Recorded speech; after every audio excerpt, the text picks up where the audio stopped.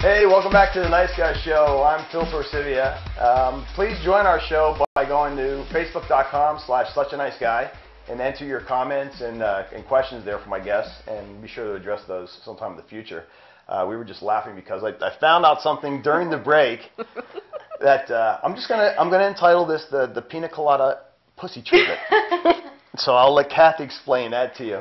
Oh, I just learned from a fabulous naturopathic doctor like yourself that a beautiful, beautiful, wonderful cure for a vaginal yeast infection is to use coconut oil. And you just get it at solid temperature and you form your own size and shape of a suppository, and it helps with the itching. It's a natural lubrication, and you smell like a pina colada. Wow. Can't beat that. And it's less expensive than, going and buying the medicine that really doesn't work and does mess up. I'll let you go into this. Oh yeah, we were talking a little bit about this. A lot of women think that they have a yeast infection, but really all they have is BV, so bacterial vaginosis. And that could be, reacting to a new sex partner, your partner's sperm, lubricants, doing hot yoga. And Deodorant, tampons. Yeah, deodorant, tampons. So it's a scent. The scent of the deodorant, tampons, yeah. I mean the scent. Anything foreign. The vaginosis is like halitosis is bad breath, so vaginosis would be bad lower breath. Is that what you're saying? Sometimes. Sometimes it does. I think you lost your mic here. Oh, did I? No, I think you're good. Okay. You just lost a little thing. So anyways, a lot of women end up going out and getting these monostats, and that's really not what the issue is. And then it just keeps, killing all of the good flora in their vaginal tract, and they're like, gosh, I have chronic yeast infections. Huh. But that's not really what's going on. Good to know. I should have started the segment with Rupert Holmes, the Pina Colada song. It would have been great. Better planning next time. Okay, now to a more serious subject. I guess it was around Christmas time of 2010, right? Kathy's boyfriend found a lump in her breast, and I'll let her tell you the story about her amazing trip she had to go through last year and the good news that came at the end. Yes. So exactly about Christmas time last year, he found a lump, and it was in fact cancer. And I've always been more of a fan of alternative medicine. And so I went and I had my biopsy, and then the course of treatment, I had a lumpectomy, and it had spread to one lymph node. And then after they, staged me at stage 2, they said, well, you're going to let's do chemo and radiation. What's stage 2? Is that Out of 4 stages, stage 2 cancer. Oh, okay.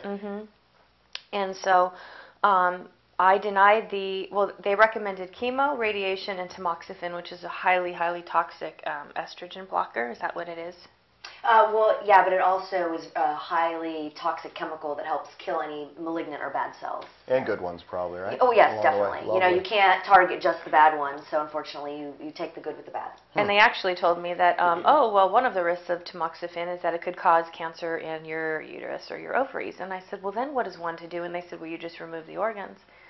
None of this made sense to me, so I did the surgery. It made sense to get the bad stuff out, and then I declined chemotherapy because to me it kills all your good cells, it depletes your immune system, and if we have these powerful bodies that do amazing things, then why would you kill everything good to give yourself, not give yourself a fighting chance?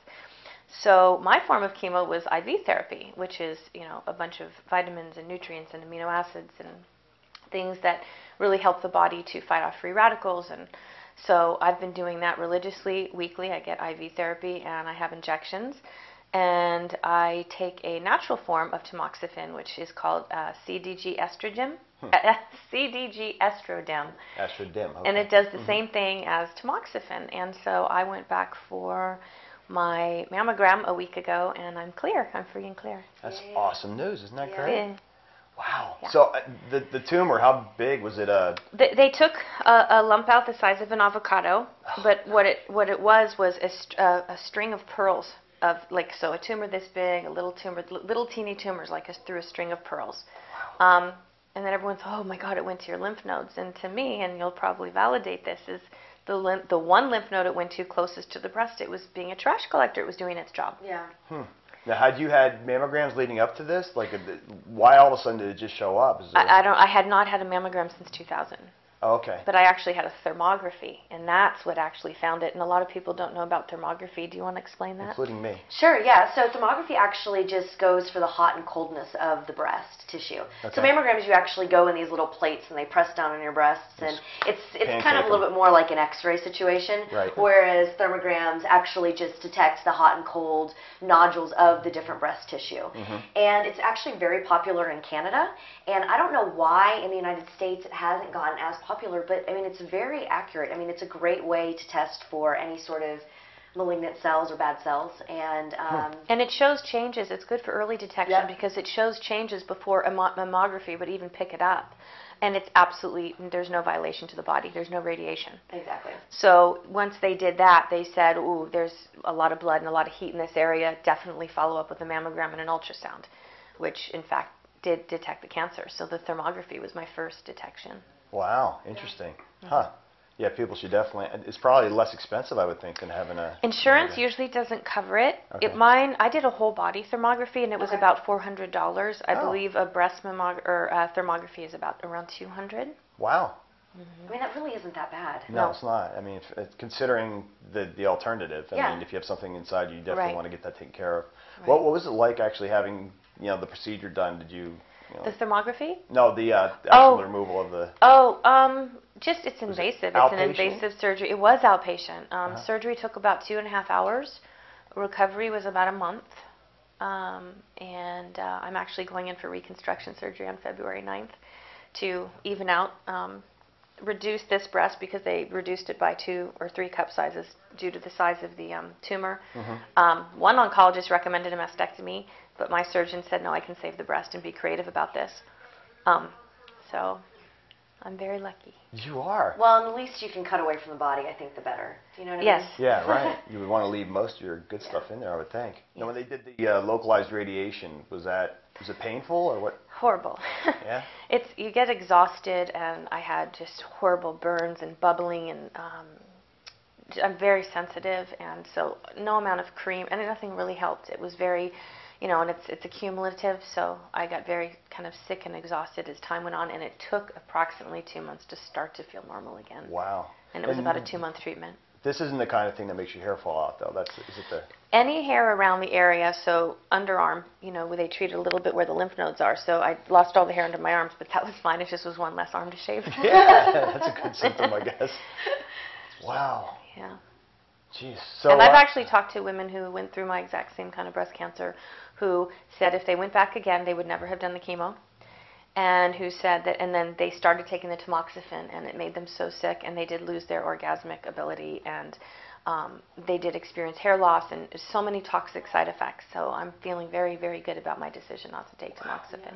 Now, you also found some interesting books and movies on Yes, the subject, the main book, the Bible, I would say, if you want to learn more about the alternative treatments for cancer, is Knockout by Suzanne Summers. She does a brilliant job of interviewing doctors who are actually curing and healing cancer naturally, but the FDA is not funding it because there's no money in it for them.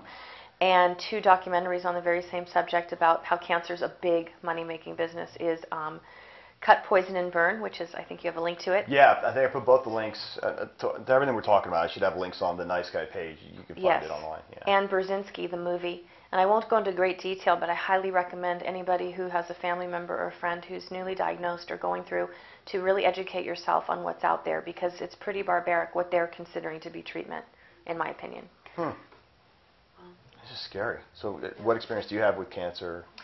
I don't really do a lot of oncology or cancer in my practice. I have a couple patients for sure that I treat, and it's usually in conjunction with another practitioner, whether it's another naturopathic doctor that specializes in oncology or an MD that is an oncologist.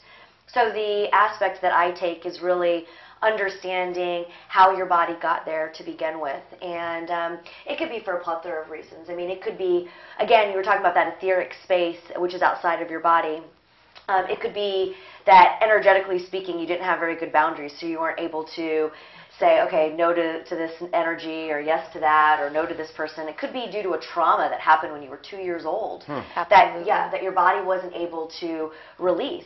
And it gets stored in your cells. I mean, your cells remember everything you go through, everything you think, everything you do, everything you see. Your body remembers. Even if you don't feel affected by it, your body remembers it.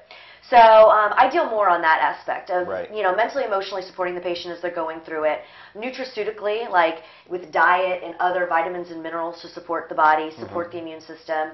And then a lot of, again, getting into how did we get there? Was it potentially, and I try to be very careful when I say this because it's not about blaming the patients for getting there, but it's about understanding what may have happened in their life journey and path that could have led up to there. So it's no patient's fault, because I've had a lot of patients that have come in and felt like, this is my fault, how did I get here, like what did I do wrong? And it's like, no, it's not about that. Like, for whatever reason, this is the journey that you happen to be on.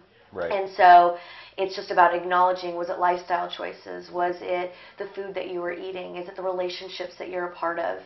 And moving and navigating through this beautiful journey to get them to a place of ultimate health. Right, because they're there already. So to think, what did I do to cause this really is not going to, help address the problem and fix it. You also deal with probably a lot of people that come in with pain, chronic pain and injuries. Yeah, chronic pain. So I always take out gluten. I got to tell you, the first thing I say is take out gluten. The second thing is usually people need to drink more water. We don't drink, I'm talking good, pure water. Vodka doesn't count? No, vodka doesn't count. All right. And then adding magnesium to the water. So I actually use a bioavailable magnesium, which I call Magnaluver.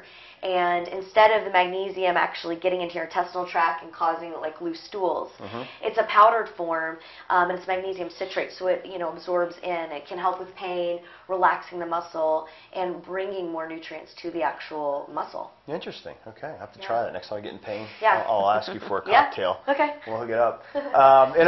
Again, congratulations on being cancer-free. It's just such great news, and it's inspiring, hopefully, for other people out there. When we come back, we'll talk about current events, and thank you for being here for the Nice Guy Show.